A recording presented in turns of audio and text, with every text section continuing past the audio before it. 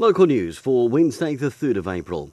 Kiwi Rail plans to increase its log capacity out of Wairarapa by about a third to cater for the increased harvest and reduce the number of trucks travelling to Centre Point in Wellington.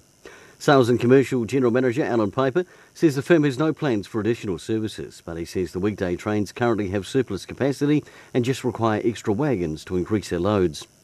Applications for the Carterton Creative Communities grants are open. The council administers 2 funding rounds each financial year, with the next set to close on the 26th of April.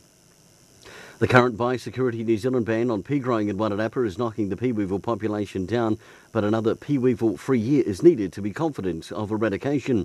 The pest was first discovered in Wairarapa in 2016 and has been subject to an eradication program since then. And in football news, 18 teams over 3 divisions will battle out the local football competition beginning this weekend. Wairarapa United men are away to North Wellington, and the women will play in the plate final of the Kelly Cup against North Wellington.